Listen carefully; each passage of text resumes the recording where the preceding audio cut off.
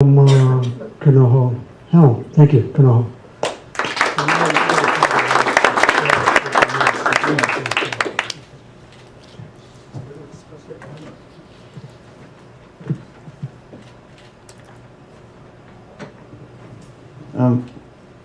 Aloha everyone. My name is Kanohowailuku Helm, and I was born and raised on the island of Molokai. And I'm going to do something a little different since we only get a certain amount of time allotted. The group that I represent is, we call ourselves I Am, I Aloha Molokai. And it's a group put together because we did our homework, and all over the world, people have regrets from the big win. Okay? Out of 2 surveys done on the island of Molokai, 99% said no to big win and the cable. And our stance is firm. There's no compromising. We are against the big win and the cable. This is why. It's our home. That's what it could become. An industrial wasteland.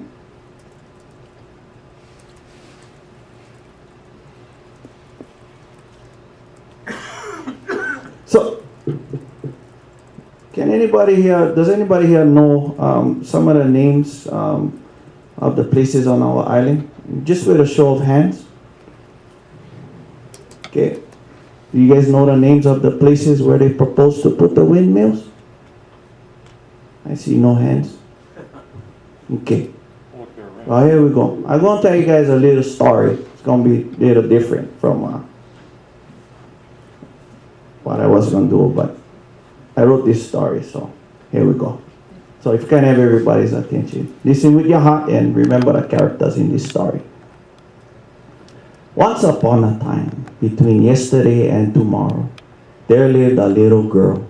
Her name was Molokai. And she lived on an island with her family, who knew her by many names. Beloved, my love, Molokai, Ka'a, Kapalaua, Pueo'au, Anapuka, Ilio, Pala'au. She was so loved that she was given many names so as not to ever be forgotten, and always remembered for her loveliness and kindness and gentle spirit. Her beauty was incomparable, and her heart was so very generous. One day, a ship of sailors from far away landed on the shores of her island. They had been on the sea for countless days and were very eager to touch land. And of course, they were greeted with openness and aloha, as was custom of Molokai and her people. Her beauty stole the eyes of the men, and she was greatly admired and soon lusted after. The captain of the ship decided to make the father of the sweet child a proposition that they might find some entertainment with his beloved child. What kind of entertainment? Asked the father. The captain answered, my men have been on this ship for months. They are all tired. And if I am to get my ship sailing again, they need to recharge themselves. She will not be harmed, they said.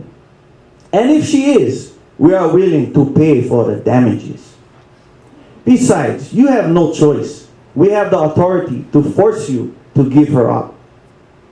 When hearing this, the father declined and told them to leave right away.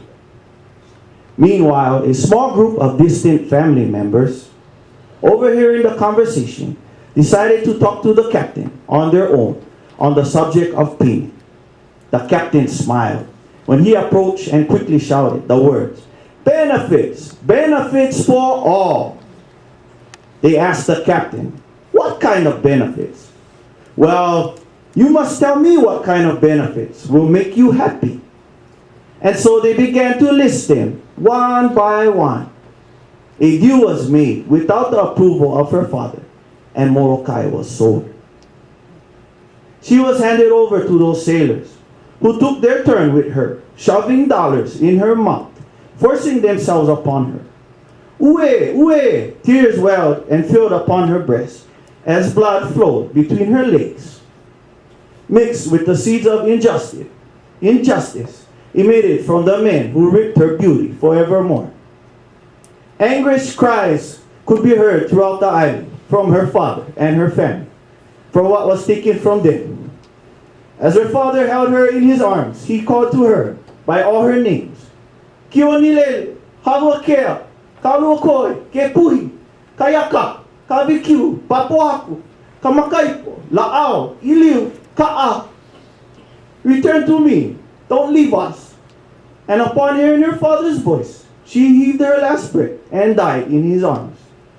As regretful, saddened faces of onlookers shook their heads in disbelief, not understanding all that happened before their very eyes. The sailors walked away to board their ship, laughing and joking. Wow, what a wonderful experience we had. The generosity, the aloha. And oh, wasn't that girl the best ever? We should have shared her with the rest of the world. Oh, and by the way, what was her name?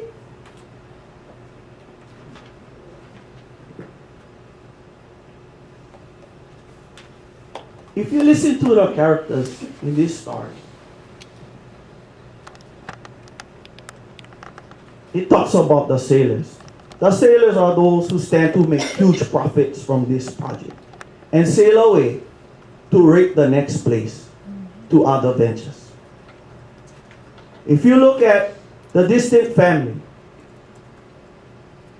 they were blinded by greed. Those people wanting benefits for their own agendas, regardless of negative impacts.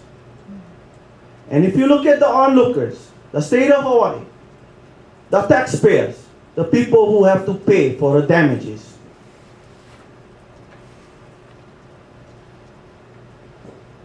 If you look at Molokai, Molokai represents everything that we hold beautiful and innocent and true. This child also represents Lanai and every kipuka in Oahu and all of the world with special places that people hold dear to their hearts.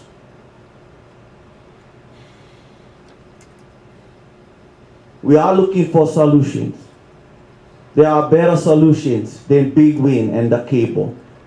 People been saying it over and over and over, but nobody is listening. We have to continue to work hard. Kuleana starts in our own communities. It starts with ourselves, okay? Then it starts with our ohana, and then our own little community, and then our own little island. Okay, if we cannot do that for ourselves on our own island, yeah, how do we reach that goal on a global level if we cannot even take care of ourselves? We cannot. Okay, we cannot achieve the goal globally if we cannot take care of ourselves in our own homes. And we impact one other place. We support sustainable, low impact alternative energy. Okay? I'd like to invite all of you here, everybody who is involved with this project, yeah, invite you guys to Molokai. In a few months, we're going to have a big event on the island, looking for solutions other than Big Win and the cable. So, if anybody has any ideas, come and share. You guys are welcome. I just had a conversation with my brother that I'm reminded of right now. I told him, I said, brother, I'm going back to how we used to live when we were growing up. I'm going off the grid already. You know, this is too much. This whole thing is too much.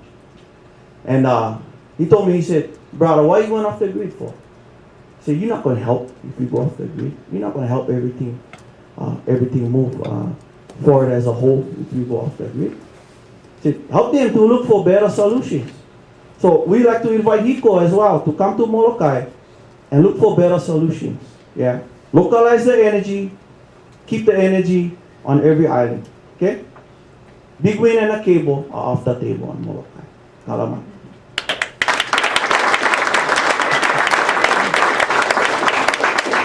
Thank you. Thank you very much.